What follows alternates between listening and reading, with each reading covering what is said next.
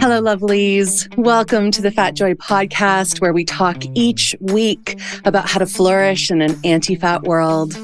I'm Sophia Apostol, a fat professional coach who loves talking to other fat people about what it's like to live within oppressive systems that marginalize our bodies, and how we still dare to have the audacity and courage to reach towards our collective liberation and embrace our joy.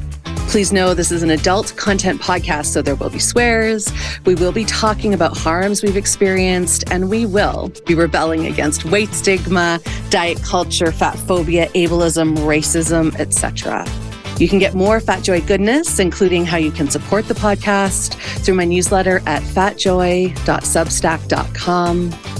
And for episode transcripts, book reviews, and show notes, head to the Fat Joy website at fatjoy.life. I am so glad you're here. Enjoy this episode.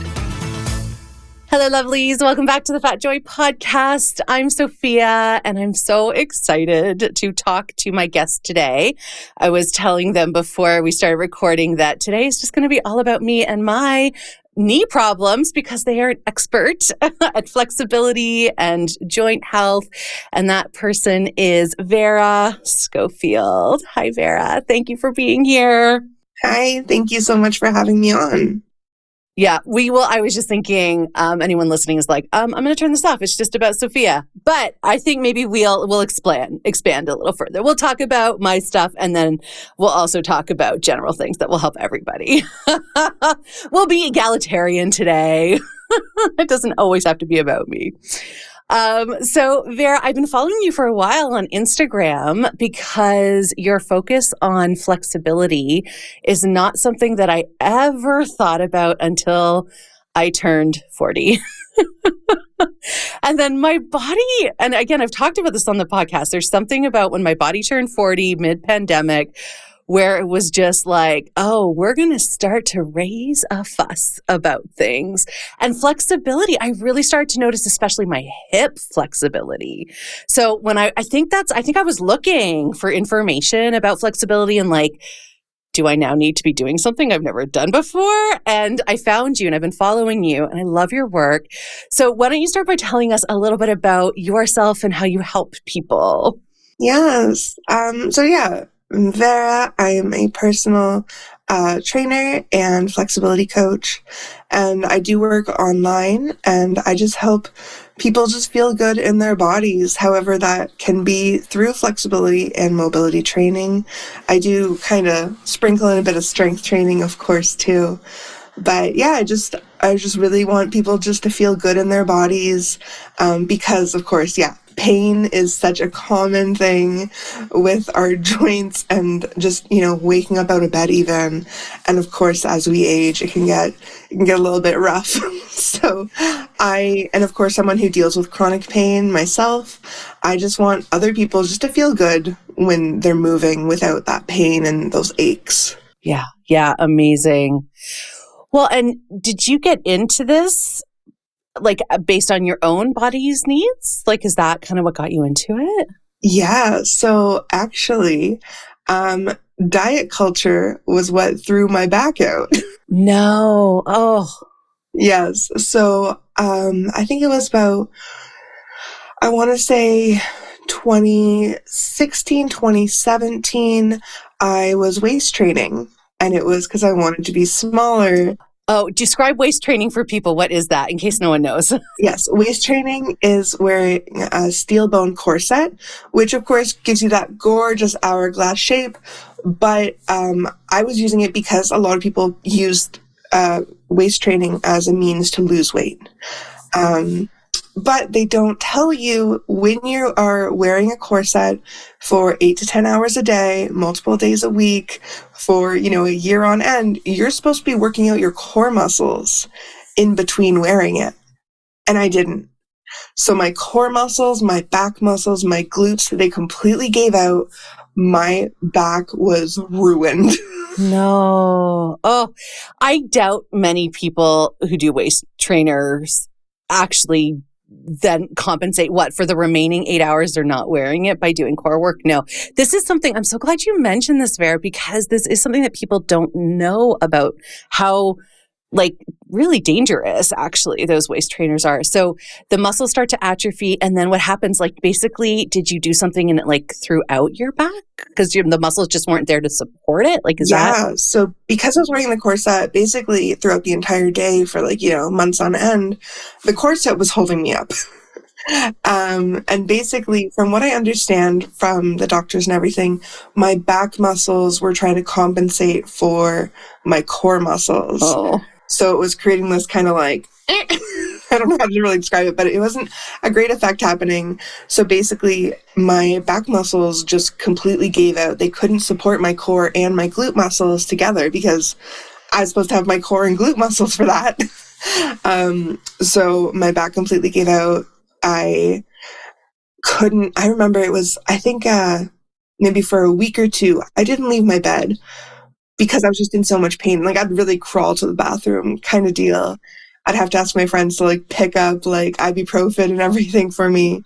To the point I did go to the ER because it was just so bad. I didn't know what to do. And of course the ER doctor is looking at me, seeing how I can't really move. And he's like, "Oh, well, congratulations. You have back pain like the rest of Canada." Oh, thanks. Yeah. I'm like, "Great. What can I do?" And he's like, "Move." And I'm like, "I don't want to do that. It hurts." So, obviously that was not a great experience, but yeah, because, obviously they didn't help in the end. They gave me some Tylenol 3s, the nurse did, not even the doctor. The nurse was like, "I feel bad for you. Here's some medicine."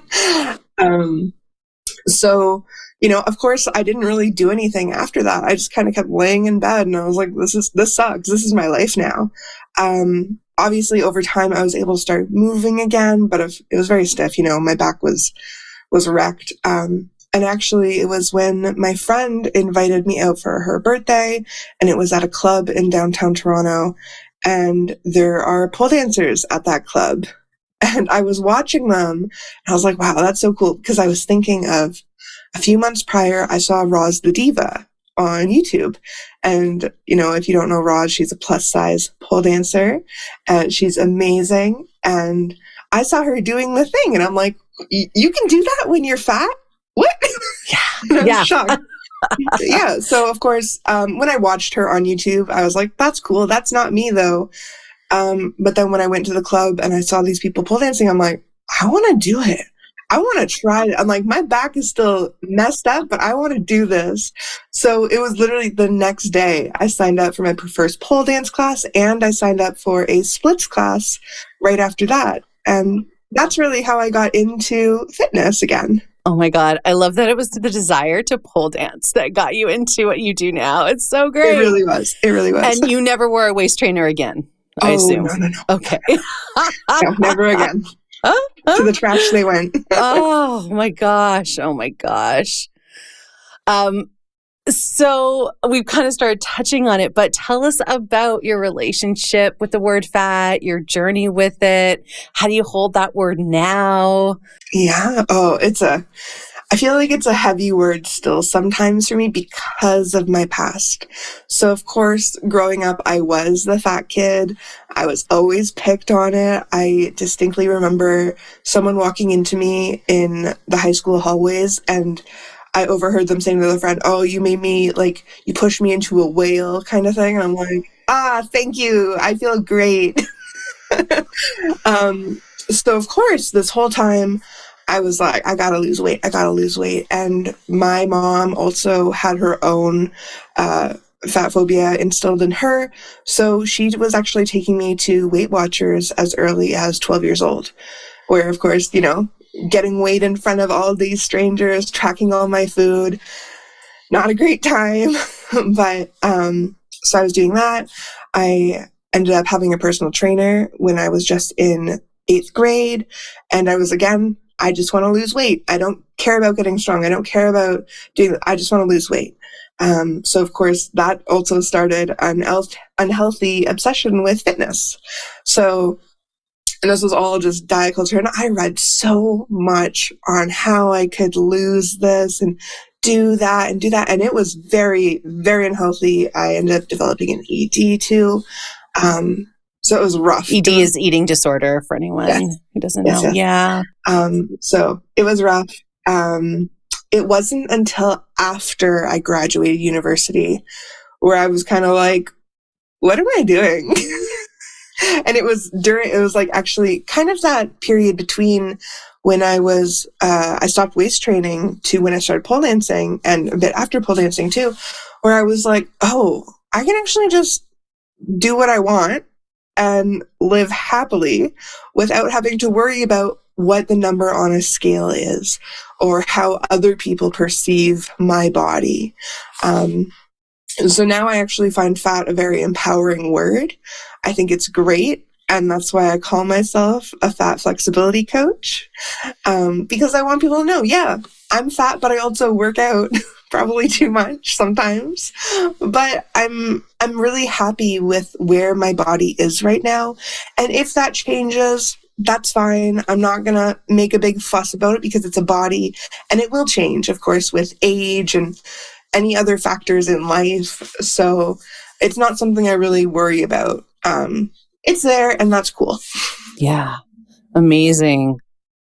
One of the things that you talk about is this idea of body neutral movement. And I'm so curious about that because, gosh, like as you're already talking about, there is so much shit when it comes to exercise and fitness and movement and wellness and diet culture and anti-fatness. Like it is so complex and complicated for people. Like our relationship to body movement is so layered. It's been so influenced by diet culture norms, like the no pain, no gain we were talking about before we started recording. Like this whole idea that our bodies are machines that we're supposed to dominate, and that's the only way to get them to look a certain way. Like, God, like there's so much grossness. And I grew up very athletic. I was a pretty high level athlete as a swimmer, especially. And so I spent my time in bathing suits. I mean, could there be a more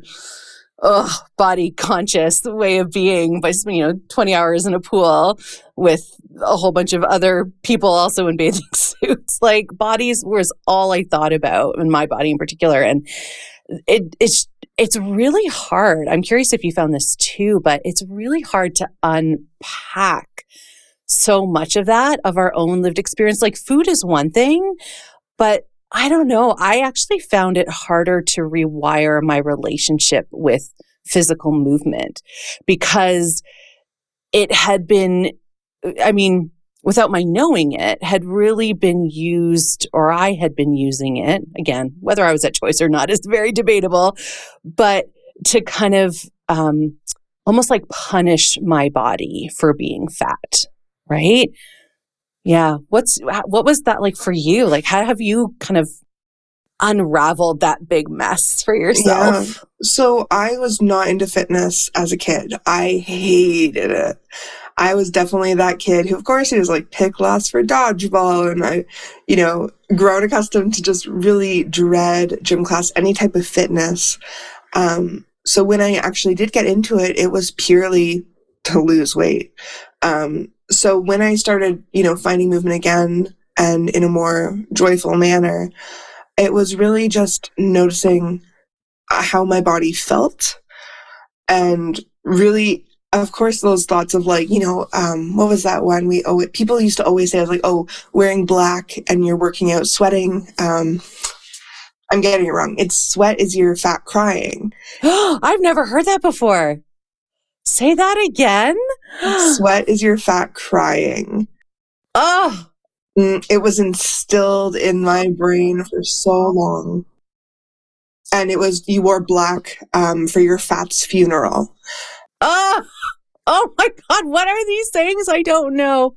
You're lucky because those ran my life in high school. Black is your fat's funeral. Oh my God, these make me want to weep for ourselves, like our younger baby selves. Oh God. Yeah, it was. So those terms and quotes always came up in my mind at first, and it was really just pushing it at first, be like, no, this is not what I'm doing it for.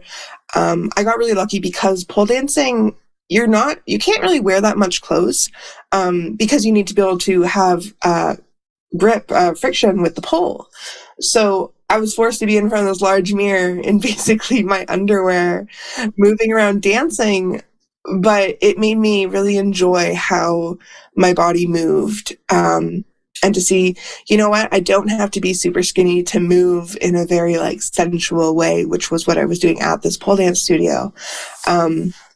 So that kind of forced me into this, no, we're doing it because we want to for our own happiness rather than for what society wants us to look like. So I think it's even still sometimes a journey unpacking it because it was so instilled throughout my time when I really started fitness. Yeah.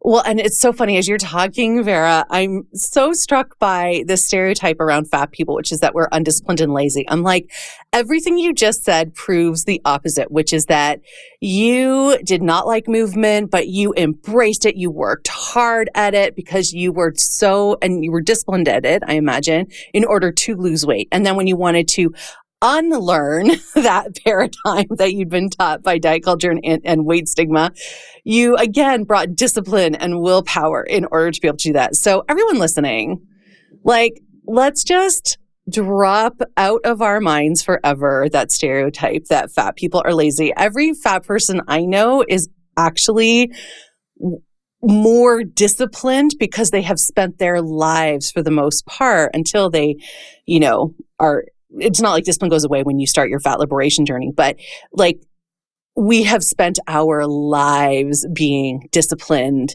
and the opposite of lazy. So I hate that stereotype. It drives me bananas.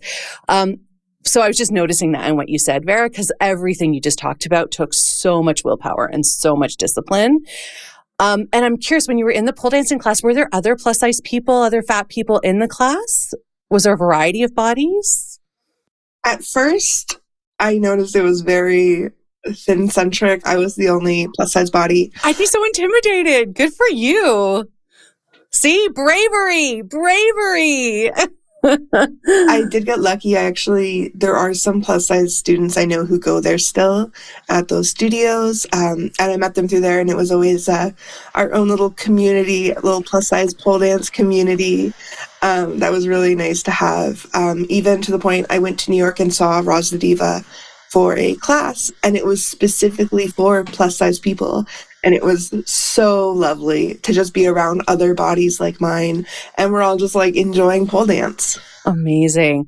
I'm going to link to Roz the Diva for people. And how fun would it be to have Roz on the show? Yeah. Oh, if you know Roz, maybe you can hook me up. I'm totally gonna ask for an intro. Of course. Yeah, no, I'm friends with a lot of the plus size fitness community now, like Roz the Diva, if you know Jessie of Curves with Moves. Oh, I don't think I know Jessie. I'm gonna Jessie is fun. She's also in New York, and she does a dance class called Free the Jiggle. Oh my God. I think I do know Jessie. I had someone else actually I spoke with recently tell me about Jessie. Okay. I'm going to link to all these too for people so they can check them out. I love Free the Jiggle. I want to free my jiggle. Yes. I know Jessie also runs events in New York called, it's for a business called Power Plus Wellness, and it's plus size activities that they do. So I know they recently did like a swim class together. They did like boxing. I even taught a class for them with flexibility. So it's really fun to just meet other plus size fitness people and see what they're doing. Oh, amazing. And it's so great to be in community that way too. Like it changes everything, doesn't it? Especially when fitness is so like focused on toxicity of being thin and being ripped and all this kind of stuff. So to be in a community that is still within fitness, but people who are actively fighting against it is very empowering. I feel it. I feel it as you're saying it. I'm like, oh, I want to go. I want to go. Okay. So this idea of that you talk about of body neutral movement, it's come up actually in several other conversations I've had with podcast guests, this idea of questioning, again, this idea of unlearning what we've been told about movement and exercise. And I just think this term is so interesting. Body neutral combined with movement, because movement is like obviously of the body, but now we want it to be body neutral. So I think there's such an interesting, it's a really interesting phrase to me, just from a semantics point of view. Like, what could that possibly mean? What's the connotation? So tell us, what is your version of body neutral movement? Like, how do you help people towards that? Like, what does that look like? What does that even mean? Really, I turn towards body neutrality over body positivity, specifically because body positivity has been co-opted very heavily in this day and age, which, people who still support it, of course, I love them for that, especially people who are in bigger bodies and people who are not white, really pushing body positivity. I love that for them.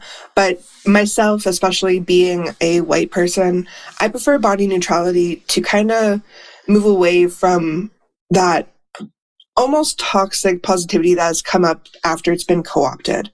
So I'd rather look at, movement and even our bodies as more of a neutral ground. To be, yes, we can feel amazing about our bodies. We can feel amazing about this movement, but sometimes we're not going to feel amazing. And that's okay too. As long as we try and bring it back to that neutral, it is there, it exists, and that's that. So when it comes to movement, I think, there's going to be joyful movement, and we love joyful movement. But sometimes movement is not necessarily joyful, and that's okay too. So, for example, I know we spoke about it earlier, like unloading a dishwasher. That is movement. Is it joyful? Not really. Yeah. Or, for me, I have to take my laundry up and down the stairs. I hate that. I do not like the stairs, but it is movement. And I don't feel great about it. So I try and look at it more of a neutral perspective of, I have to do this because I need my laundry done. So I would rather just get it done. And I remember, I am strengthening my legs and my core for this. And that's okay. I don't have to be really happy about this movement, but I'm getting it done and I'm looking at it from that neutral baseline. Yeah. Yeah. It's just hitting me like, so let's talk through. So if I was still steeped in diet culture and anti-fatness, me taking the laundry up the stairs, I would probably in my mind say something like, all right, this is a great way to burn some calories. I can let me just even try to sprint up the stairs and the laundry is the weight. And I would make it all about weight loss. So then we move from that perspective, that kind of mindset around exercise and movement, and to a more body neutral place, which is, okay, if I can make this joyful, cool. If not, if it doesn't feel joyful to me, then I can just interpret this as it's basically like a functional task of my life.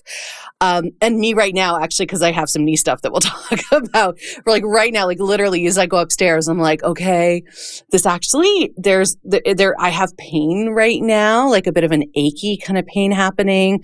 And so I'm like, okay, well, I'm not joyful going up the stairs, and I can tap into a neutrality of, well, my office is upstairs, so I do have to get up there in a way that will be the least harmful to me, the least painful to me.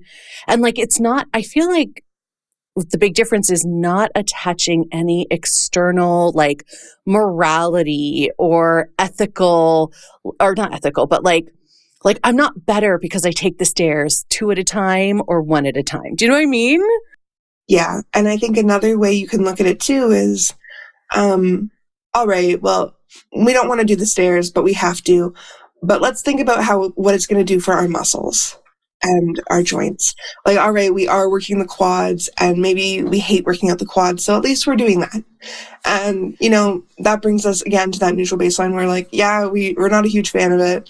We don't completely hate it, but we are doing something for our muscles, it's a little bonus. Yeah, I love that. Yeah, every time I go up the stairs, I'm strengthening my glutes, my hamstrings, my quads, my calves, and all of that. In my mind, what I'm saying is like, and all of that is going to help strengthen the muscles around my knee joints, which will help them. Exactly. Yeah, Exactly. cool. Yeah, one of the things that I remember learning kind of early or maybe mid in my fat liberation journey was this idea that we don't owe anyone health, which is a really revolutionary thought. I imagine people listening right now are like, what?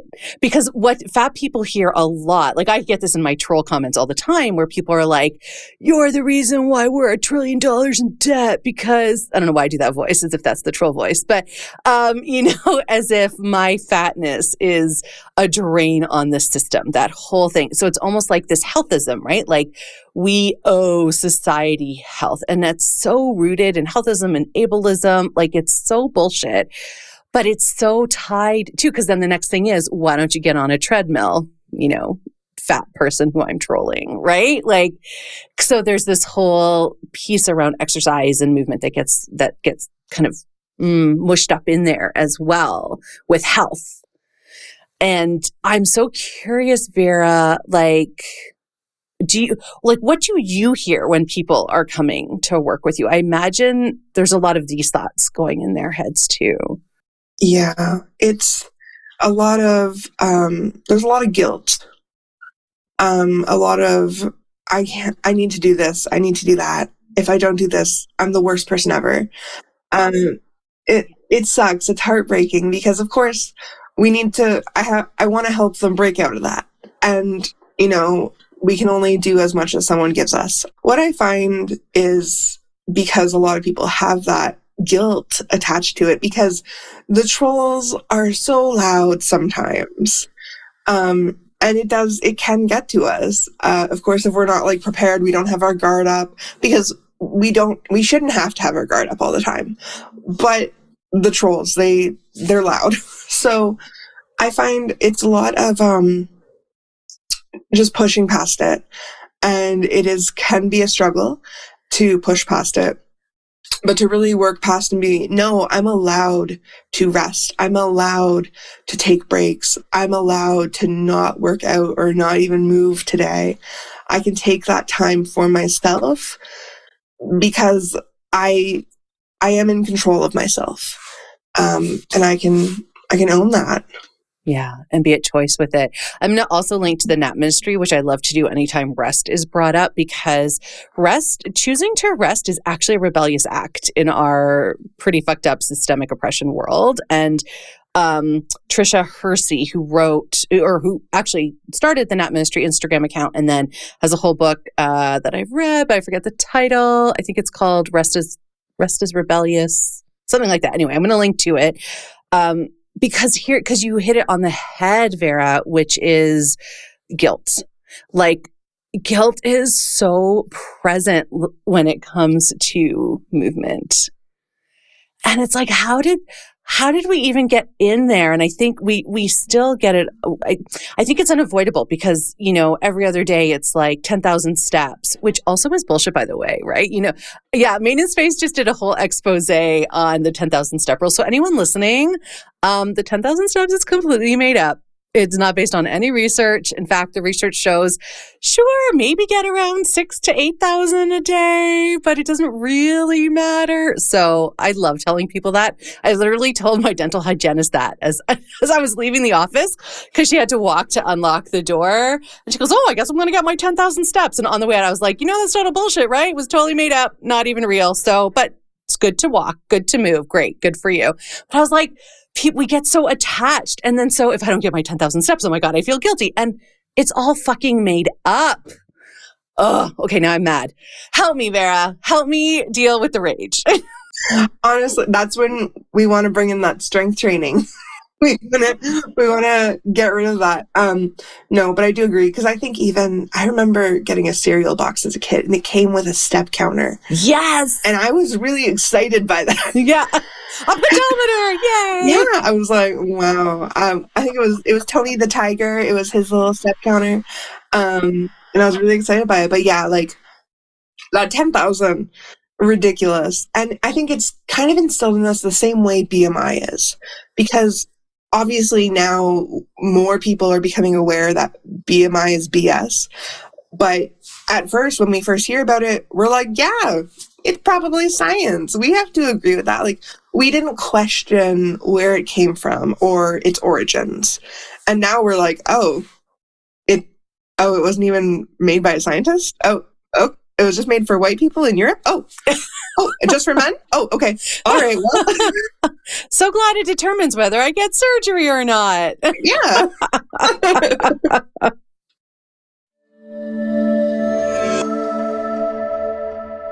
Hello, lovely Fat Joy friend. Sophia here, and I have a request. Can you please subscribe to this podcast? And if you've already subscribed, can you please give me a 5-star rating? And if you've done that, could you please write a review of the podcast? I know, that's a lot of asks, but these actions help increase the profile of Fat Joy, which allows me to keep producing it. I'm so grateful the Fat Joy podcast is one of the top 2.5% most popular shows out of the over 3 million podcasts globally.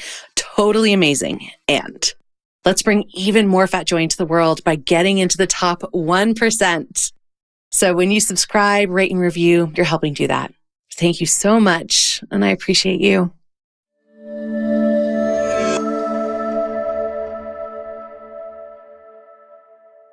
Oh my gosh. Yeah. Oh, yeah. The morality around movement is just so deep. And I'm glad we're talking about it. And there's a lot of really beautiful information out there that people can,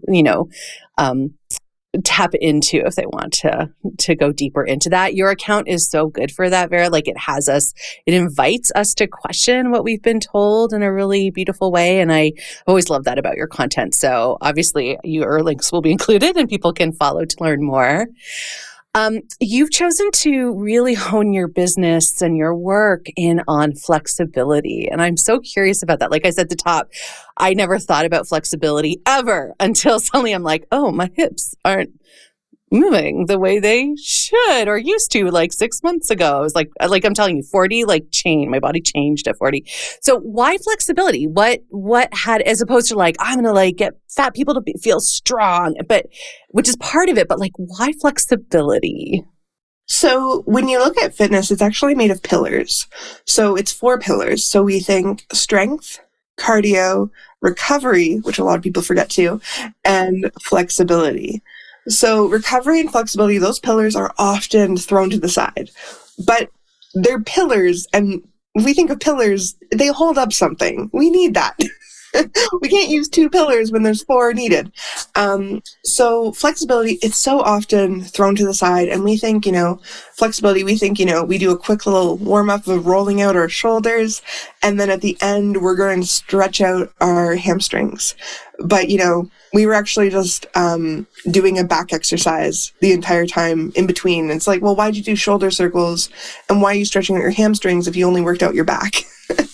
So, well, now that you say it, I'm like, oh, why did I? A lot of people are very set of these are the stretches I got to do, but it's not targeting the muscles that they may have just worked out.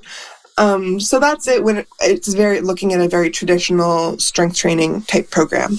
But in general, I find for myself, flexibility feels amazing. I love feeling flexible because I don't have those aches and pains. Strength training doesn't give you that. Strength training will make you stronger. It'll make you be able to carry those groceries in one trip from your car. But it's flexibility that gives you the ability to move for that strength training. So really, everything we do is flexibility training. So if we're walking, we're stretching the hamstrings, we're stretching the glutes, we're stretching the calves. And same with strength training, if we're doing, say, a bicep curl, we are stretching the triceps. So flexibility training is always there, but we forget about it and we don't look at these targeted stretches that will help us release that tension in our muscles, especially if maybe we're sitting for all day or we are strength training where those muscles are contracting. We want to loosen them up give them some space to breathe, get those blood cells moving through them, making it feel a little bit better. And I just find, again, flexibility just feels good. I love the feeling of rolling out my wrists if they feel a little bit tight of working at my keyboard all day. Because I know some people, my brother, he will snap and crack all those joints, and I think it freaks me out. And just a little quick info about that. What you're hearing is basically gas escape between your joints and synovial fluid, which is kind of a lubricant, coming into those joints again. And we always want to keep that synovial fluid in our joints because that's what keeps our joints moving very smoothly. And when that fluid settles, that's when we hear the popping, the cracking, and all that kind of stuff. So that's why you probably find if you're rolling at your shoulders or doing any type of quick mobility work at the beginning of a workout or just any time during your day, you're going to hear all that popping and cracking and snap. That's the synovial fluid moving into those spaces so it can move better. And that's something I really like to think of. I was like, I want that synovial fluid in all my joints at all times because that's going to keep my joints healthy. And that's going to keep them feeling their best, at least in that moment of time. Mm-hmm. Amazing. I was just thinking that I'm sure no one can relate to this, but as someone who sits a lot during the day, what should we be doing? Like what? So if I came to you and I'm like, just a couple of exercises or a couple of stretches, if I've been sitting, if I spend most of my day sitting, again, I think a lot of us do this. Like what would you recommend? When you said roll out your wrist, I'm like, I don't even know what that means. Like literally just rolling circles? Oh, okay. Yeah. Ah. And that's really, you can think of mobility work is usually just the joint is moving in a range of motion, hopefully your fullest range of motion. So when it comes to hips, because we are sitting a lot, especially during COVID times, that's what we do. The one thing I suggest for all my students, if they do nothing else in the day, do hip circles. And that's really pushing your hips forward, pushing them to the side, back, and around. And of course, if we watch SpongeBob, it's very going around town. I love it. This is the very first SpongeBob reference on this podcast. Heard it here. I love it.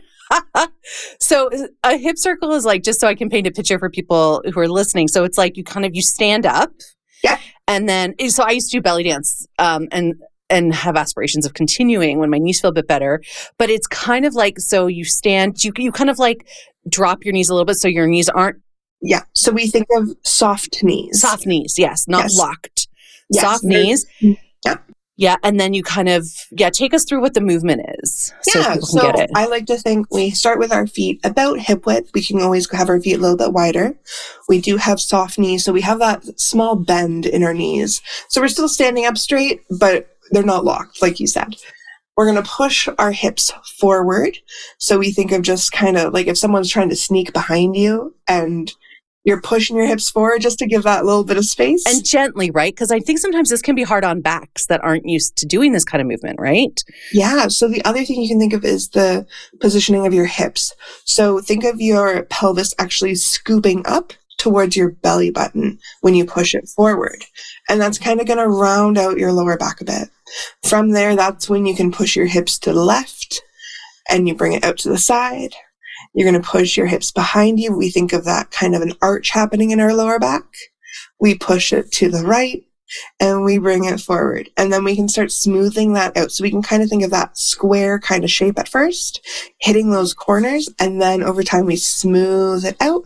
And of course, we want to do that in both directions. And it's really as many times as you feel like doing it. And whenever you want, I think is a great time to do it.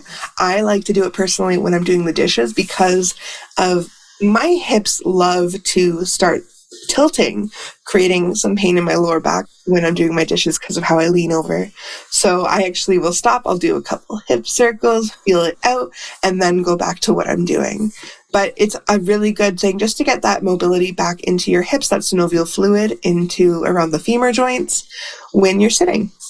Yeah. And so doing that, like every couple of hours or as frequently as possible? Like what's good for people?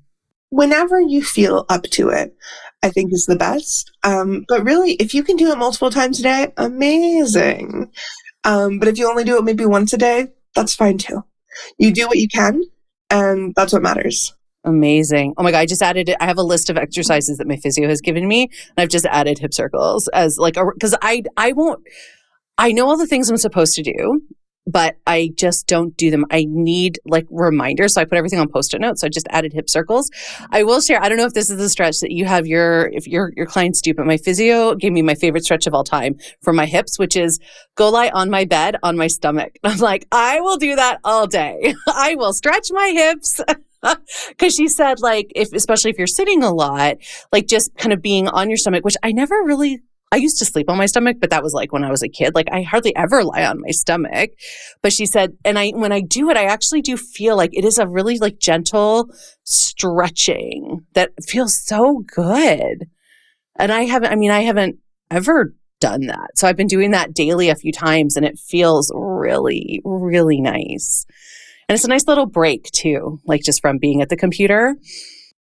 The other one you can do, again, you can do it in your bed, is you're going to lie on your back and you're going to bring your knees up so your feet are grounded, knees are up to the sky, open your knees out so you think of a butterfly kind of shape. Yes. And you have your feet together and you can put pillows underneath your knees if your knees don't fall to the bed or the ground. And then you can just relax into that, breathing nice and deep, and that'll help open your hips up too. I love that. Yeah, I do a restorative yoga class that has me hold that position for 5 minutes. You're right. This whole world of flexibility is really new to me. And it does feel so good. When I was at my physio last week or the week before, she like took time and like stretched me, which I've never had anyone do. I've had massage, but I've never been stretched by someone. I was like, this was amazing. Being stretched by someone else. I was like, all right, when I am as rich as Oprah, I want a personal chef and a personal stretcher. Like, I just felt it was like that level of like good in my body. Yeah. Partnered stretches are amazing when you have the availability to do them. Partnered stretches. There's a name for it. Oh, I love that. All right, maybe I need to book a class and you can teach my husband to partner stretch me. I don't want to stretch him, but you can teach him for me. Okay, so we have hips, we have wrist circles for sitting. Is there anything else that's really helpful? Oh, what about, oh my God, where I feel all my tension, like neck and shoulders from lots of sitting? What do we do with that? Ooh, well, one thing I love, so even right now how I'm sitting, I know my shoulders are rounded forward. One thing I love to do is, I call them goalpost openings. So we bring our arms out, elbows in line with the shoulders. We're going to squeeze our shoulder blades behind us. Think of our elbows as if they could touch. Take a nice big inhale, let your chest expand. And as you exhale, you bring your elbows together in front of you. As close as you can round your spine. And then we can go again. You take a nice big inhale, open. And you exhale it closed. Oh my God. That's so good. So from there, you can either keep doing them, you can drop your arms, you can even interlace your fingers, push them out overhead, move into a side bend. We have a couple options here to go with it, just to feel good in your body, even without getting out of your chair. And again, like, of course, we have things like that head roll. We bring our ear to our shoulder, bring your chin down to your chest, to the other side. I do like to suggest only semicircles rather than going through a full circle, just for any neck issues that may be there. But yeah, there's so many small things we can do. Like so I do have an on-demand library, and I do actually have a couple videos that are just, posture checks, where we do stretches where we open up the upper body, which are always great when we're sitting all day because we do tend to hunch forward and round and kind of look down a bit. Yeah, I think I'm getting a hump on my back from that so much. I'm always like, oh God, I think that's really happening. So I'm always trying to shift that. I love that stretch. You just gave us the goalpost one. That felt so good, even just doing it. Oh, so lovely. It's a really nice one, especially because you think that's really what we want to do. We want to open the chest up when we're sitting, especially when we're rounded forward. So open it up. And of course, closing it is nice too. We get to get that cat-cow, that flexion and extension action happening in our spine, which is also just a really nice feel-good movement. Oh my God. I feel I feel like my chest expanded just doing that. And it feels like I'm breathing even better. Thank you. If you're listening, Vera and I actually did the exercise. So you can always hop over to YouTube and watch it. If you wanted to see that, if it felt unclear what we were doing. All right. So Vera, the other thing I really wanted to talk to you about is, again, something that of course, it's all about me, happening to me right now, but also extremely relatable for all fat people, which is that we are told whenever there's any kind of joint issue, we are told, well, just lose weight. And I won't go in. I mean, if anyone listens to this podcast, we know why that is bullshit, not based on anything. But it's really frustrating to hear from people who are supposed to be supporting us with our health.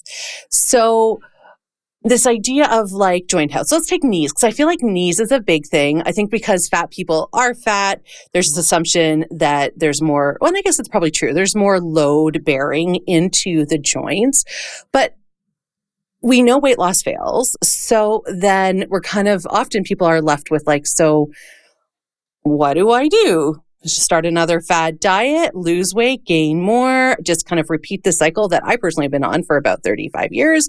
Not anymore.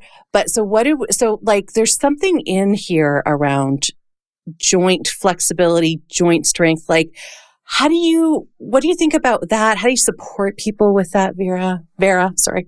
It's okay. So what I would say right away, the knee joint is the dumbest joint in the body. If you look at a skeleton, the kneecap, the patella, it sits in front of our femur and our shin bones. So it's kind of floating in air, and it's kind of connected via like a web of tendons and ligaments, and it just kind of hangs out. That's the only joint that is like that. And it, of course, because it's kind of suspended in midair in a sense, it's very prone to injury and all that kind of gross stuff we can deal with when it comes to knee pain. So, of course, flexibility does help joint health. And again, it's that same thing I was talking about with synovial fluid. We're keeping that synovial fluid there. We're keeping the joints active. Yes, because of the load of our bodies, it does put a bit more pressure on them. But what we do to counteract that is strengthen the muscles surrounding our knees. So again, it's like quads, hamstrings, calves, like the tib anterior, all those muscles.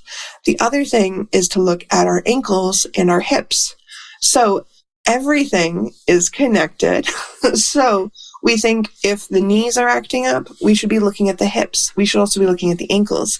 One of those two are potentially out of balance. And we should actually be looking at maybe trying to align that, fix that up, and then see if the knee health gets better. I do have, like one example, I do have a student who has had knee pain, and we focused on strengthening the hamstrings and the glutes. Knee pain gone. And obviously that's not going to be for everyone, because knee pain is very different depending. Same with back pain. It can be a lot of different reasons why that pain's there. But that's one example of, we just have to fix this one thing. We just have to look at the hamstrings and the glutes. And the knee pain just magically was gone. So we actually just really focus on strengthening. So it's those classic movement patterns of squatting, lunges, deadlifts, and of course, we don't have to go into that. I personally hate lunges. I don't like the traditional lunge of bringing that knee down to the ground and coming back up. No, it makes me scared. Yeah, and then you have to worry about your balance, and that's a whole other thing.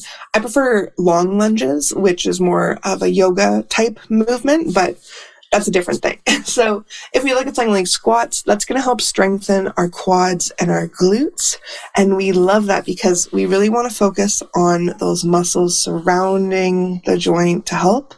And then we can look at stretches right after those strengthening moves, like a hamstring stretch, like a forward fold, or a quad hold to help stretch it out.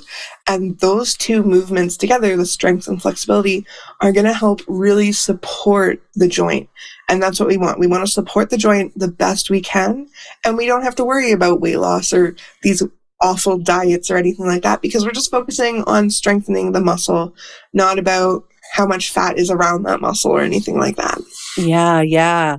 Well, and yeah, it's so great because it's exactly what my physio was telling me too about my knee. And she was saying actually the patella, because it does flow. I love that you said it was like the dumbest joint. I love that. I'm gonna have to share that with her. But because it floats, it can get like, it'll wobble. And like, there's this kind of groove that it's supposed to flow into, but it's really easy for it not to. So she actually had like the model of the knee joint was showing me. She's like, and this is what yours is doing. I'm like, oh my God, like that's horrifying. And so, yeah, this idea, she's had me for 2 weeks, basically doing flexibility, basically doing stretches. And then starting this week, I'm going to get some strengthening exercises. Because she goes, I said, well, can't I just start with strengthening? She's like, no. She said, you have to stretch it out first so it's ready to receive the strengthening, which I had never heard of before. You think of it as we don't want to strengthen a short muscle because the muscle is just going to get shorter. And we don't want it to be shorter. We want it to lengthen out, be more relaxed. So when it's lengthened, we can focus on strengthening because then that contraction happens. And then it's okay because we can it's finding a balance between the two. And that's often why it's normally suggested that we always have a warm-up where we're lengthening those muscles in a dynamic fashion, like we're moving through it. And then we go to the strength training. And then we go back to the flexibility with those static stretches where we hold them for a longer amount of time. So our body can kind of move back to where our baseline is for us. And when you do this type of flexibility work, this is a weird question maybe, I don't think I'm wording it properly, but like, is it permanent or like, is it something you upkeep? Like you have to keep doing it to maintain it? And can you ever get too flexible? Like, now you've got me thinking about all these things. So it's very much a use it or lose it situation. It's often why as kids, we're really flexible. And then as we grow older, it's kind of like we kind of lock up. So it is very use it or lose it. So we do have to upkeep it. And again, we don't have to upkeep it for like an hour a day. 5 minutes a day is fine. 2 minutes a day is fine. 30 seconds is fine. But we do want to find that movement throughout the day to keep it up, just even for a general person, right? So when it comes to becoming too flexible, I don't really believe in that. Like, of course, if we have something like hypermobility, then of course it changes. Or if we have any joint conditions, that can be a different answer. But for the general public who does not suffer from hypermobility or anything like that, then no, you can't be too flexible. You're just going to feel amazing at the end of that. So for example, I love training splits. I love the splits. I can't even wrap my head around. I think I need you to say more about the splits because I'm like, what? I don't even know if I ever could do the splits. So even when I was a kid. I couldn't do the splits as a kid. I got my splits when I was 26. Oh my gosh. I love that phrase too. I got my splits. Yeah. I want to get my splits. Yeah, it's a fun party trick for sure. Because I'm not a contortionist. I'm not a gymnast. I'm not a dancer even. I just like doing the splits. And the splits are, of course, a very deep hip stretch. You have to think if you're doing a front split where one leg is forward, one leg is behind us, that is really focusing on the hip flexors and the hamstrings. We need a lot of flexibility for both those to get into it, especially to get straight to the ground. Or if you want to do a standing split, that's even more flexibility. Oh my God. So, but we don't have to go that far, of course. No. We can still get the same benefits of, say, splits training without the splits. And that's why I love teaching the splits, because you don't have to actually want or have to even be near a flat split to the ground. You're still going to get the exact same benefits of stretching those same muscles the whole time. And same with something like middle splits or center splits, where our legs are out to the side. That is just our adductors. So that's our inner thigh muscles that are getting stretched there. And it's very deep hip opener. It's a very hard position to get into. I'm only just getting it now. And it's been about 2.5 years of me practicing it. Oh, okay. Yeah. It's not a quick, you're going to get this in 30 days. Like I feel like I would rip myself apart if I tried to do that right now. Yeah, it's a very intense position. But for me, I'm a little bit of a thrill seeker in that way, where I love the feeling of my hips being that open. It feels amazing to me, even though it looks a little bit painful, of course, especially if you look at my face when I do it. I look like I'm in pain a lot, but in my brain, it feels amazing. I don't ride roller coasters, but I train for the splits. Yes. And I think also it's because when we're flexibility training or any type of fitness, we're working on calming our nervous system. And when we calm our nervous system, that's going to calm the rest of us down, and it's going to make our breathing nice and slow. And it's almost a meditative practice in a sense when we get that deep into it, because we have to really focus in on how our body is feeling, because of course we do not ever want injury. We never want pain, but we have to really hone in to what our body is saying. And I love kind of testing the limits of where can I tell my body to go before it's like, we need to pull out of this. We're almost like on the edge of injury. We don't want this. So I like finding that. And of course, that's not for everyone. No one has to. That's just my own personal thing. But we can still get those same benefits of stretching out the hips when we're doing something like splits training, because we're stretching those same muscles when you go into that fullest extension of that stretch. Oh, I'm just thinking about how attuned and embodied you are in that moment. As I've been doing these stretches from my physio, I've been doing these calf stretches where I can feel that. Like I can tell, because it's the one that I'm like holding the most right now. And I can tell, I'm like, oh, if I just go a millimeter more, I know it's not going to be good. Like, you're right. I hadn't really quite thought about like that attunement, that meditative. And you're saying it actually really calms our nervous system to be just, is it the focus? Is it the embodiment? What do you think? Yeah. So it's kinesthetic awareness is the actual term for it, that mind-body connection. So what we notice, especially with flexibility training, because it's usually a slower practice, when we get into harder movements, we start breathing heavy and we start breathing faster. And it can get to the point of hyperventilation or holding our breath. Both those options are really bad. It tells our nervous system we're in trouble. And it's like fight or flight mode. Our body is like, we got to get out of this now. So we snap back to where we were. We're just standing like a person. So when we're focusing on our breath, we're breathing controlled, we're moving intentionally through it.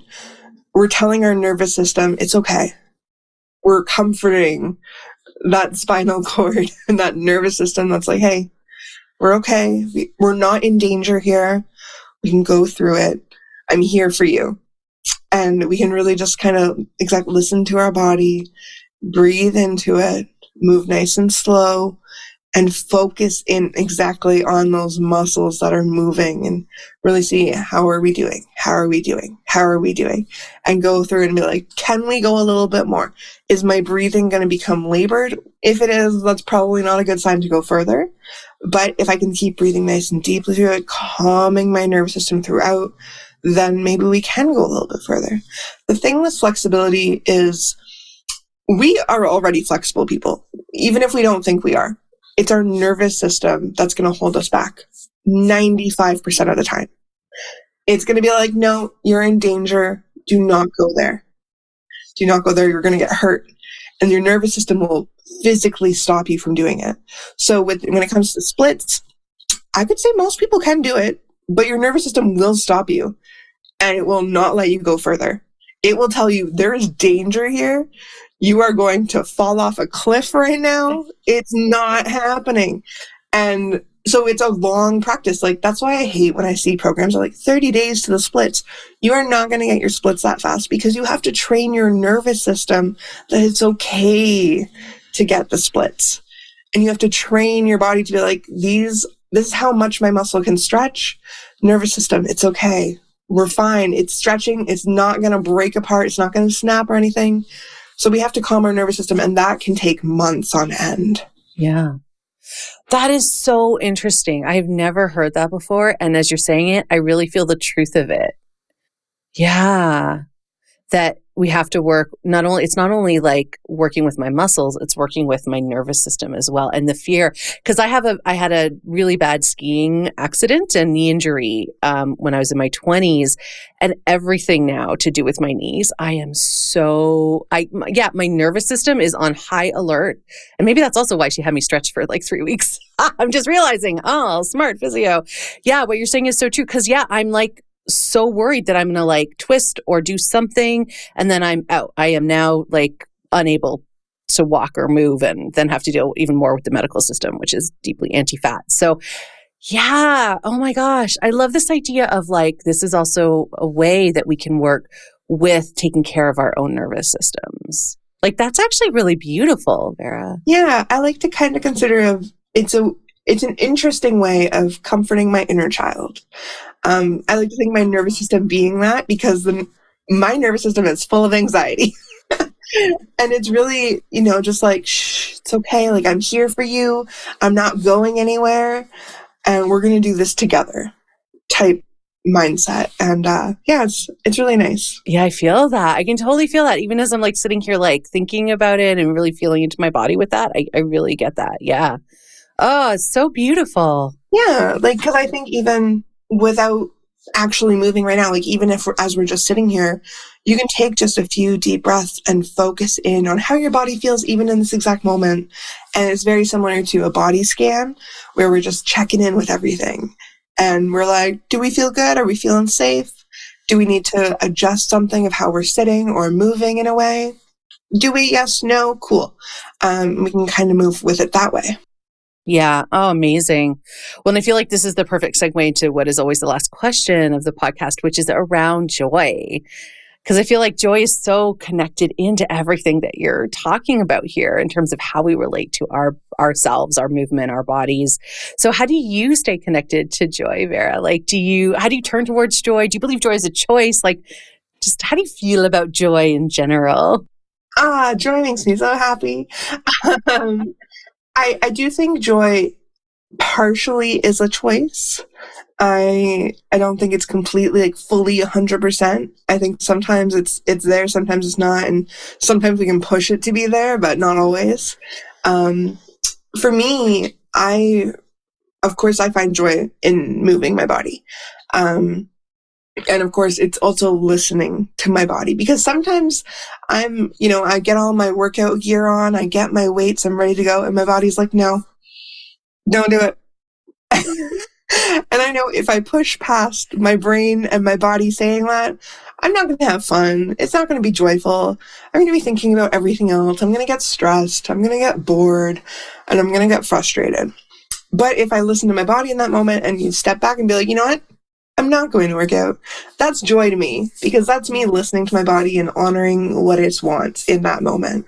And I think that's all I can ask for. And when I listen to it in that way, it brings me joy.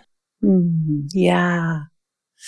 Oh, what's swimming in my head right now is this idea of like finding joy through synovial fluid. We love that synovial fluid. Right? I'm like, because just that feel. Actually, I'm so excited. This sounds bad. I'm so excited to hang up with you. I'm actually not.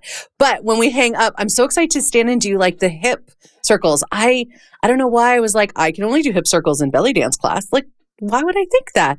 I think what you're revealing for me, and I'm really curious if people listening feel the same way, is this idea of, I can be doing this actually a lot more. And I think one of the challenges of exercise culture and diet culture, informed exercise culture, is like, I only move when I'm like in a specific exercise class. Like it's like delineated. It's separate as opposed to this can just be how I move through my day. I can do hip rolls or hip circles after every call. I can lay on my back and, do some butterfly stretches of my inner thighs in order to get my splits. Now I'm determined. I want to get my splits. I think you're really helping me think so differently about this aspect of my body, this aspect of flexibility. And I'm so grateful for this conversation. Of course. Yeah. I really believe movement can be anytime. Because, yeah, we are really taught that fitness and movement happens at a specific time in a certain class when we're wearing a certain thing. Movement can happen anytime. And it doesn't have to be for long. It can be, doing a couple of wrist circles when you're waiting at a traffic light. It can really just be lifting your knees up one at a time, doing a little seated march when you're watching a commercial, waiting for your show to come back, like anything like that. Even doing hip circles seated. Of course, it's a little bit more difficult when you're seated, and it's more spinal movement, but it's still movement. Yeah. Oh, I just love it so much. I'm so glad we got to have this conversation, Vera. Thank you. Thank you.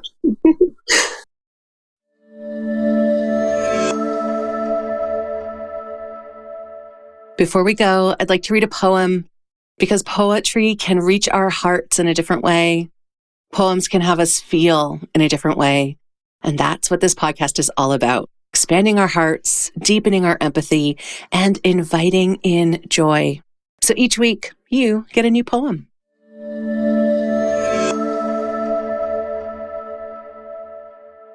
This poem surprises me every time I read it. I never have thought so deeply about worms before.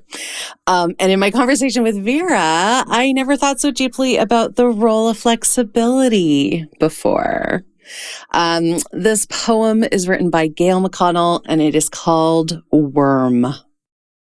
Burrowing in your allotted patch, you move through the dark, muscles contracting one by one, in every part, lengthening and shortening the slick, segmented tube of you, furrows in your wake. Devising passages for water, air, you plot the gaps that keep the structure from collapse. Dead things, plants and creatures both. Your grooves shift matter, sifting as you go. Eyeless, your appetite aerates. Eating the world, you open it. You ingest to differentiate. Under the foot-stamped earth, you eat into a clot of leaf mold, clay and mildew, and express what you can part with as self-possessed as when you started. Your secretions bind the soil, your shit enriches it. How things lie now will be undone, will recur. You, a surface-level archivist, sensing all there is, can be gone through, the body born within its plot. Thank you for joining me today. My hope is that you're feeling a little less alone and a little more seen. So until the next episode, you can find me on Instagram at fatjoy.life, on YouTube at youtube.com/@fatjoy, and on Substack at fatjoy.substack.com.